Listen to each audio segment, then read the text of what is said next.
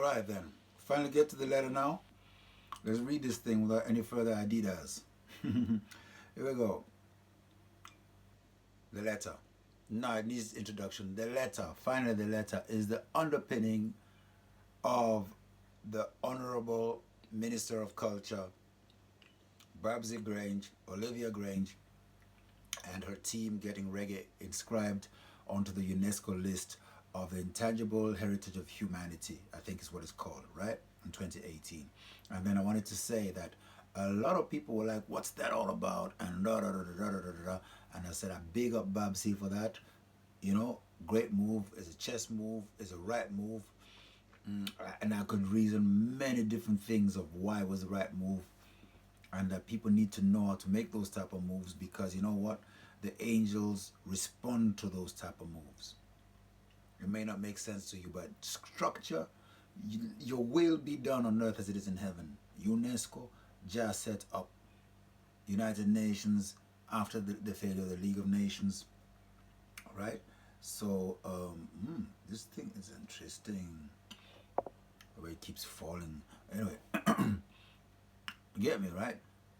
So your will be done on earth as it is in heaven. There's a protocol, there's a way of doing things. You need to set up things in such a way that the angels can hold on to it and do something about it. You know, you cannot have something that is awkward. So when you can't formulate it and you cannot make a constitution, you cannot give it a structure, the angels cannot hold it and make it work for you. Okay?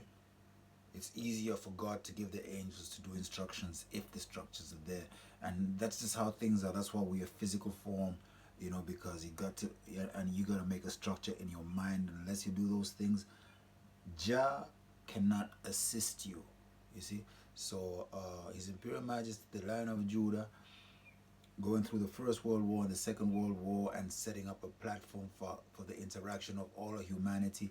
Out of that comes UNESCO, and then our overstanding that, hey, this is a platform, everything else is over there, and this is a platform for this thing, to really get the underpinning for it. Because you must remember, reggae music, as it's been given to us, it's very good we reason these things. Reggae music has been presented to all of us right now as being part of what you can call a kind of like pirate or buccaneer type of business, a hustling business, you know, where it's all about, like, everybody can tell it didn't get teeth, you know. And it's just about exploitation of our talent. And so you cannot put, it's like putting old wine in new bottles. It don't fit in there, you know. So you cannot put this music within that structure. That structure has got to go. That structure has got to go. And great for everybody who's made their name in it and everything. You didn't have a choice before, but now, you know, we're at a different level, and that structure has got to go. Computer says so, mobile phones say so, everybody being a producer and everything says so. The structure has changed, everything has been fragmentized, and it's going to be in the letter that I'm reading here. And everybody's got a chance to have an entrance point into it, like what I'm doing now, you know. So that structure has got to go. You see what I'm saying?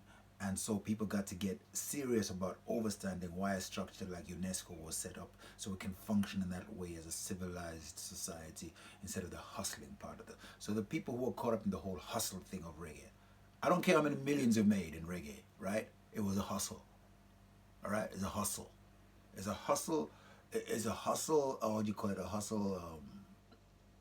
hustle perspective, a hustle entrance point, whatever you want to call it. I don't care. I don't grudge nobody for anything done in music. Give thanks and praise. Without it, would not be here. But it is a hustle, and we need to move like people who are part of a kingdom. See, that's the whole point of a reggae dollar, and we need a currency that represent that movement of Jah people. You know, so you don't have artists fighting over money after artists are dead and suing one another in court and all them type of things. Nah, Rasta. No, not Jah music. See? So no. No looking back. See? So nothing personal. Love. Love to one and ones. Everybody. You see? And let me read this letter. Dear Jamaica, greetings to you all, in particular the Rastafari community, the reggae fraternity, the Honorable Prime Minister, the Minister of Youth and Culture, and the opposition, which is going to be in agreement as far as this is concerned. Before anything else, I would like to thank you for the wonderful genre of reggae music, which without a doubt, as an art form, is the greatest catalyst for Afrocentric progress and universal harmony. As a socio-economic strategist, that's me,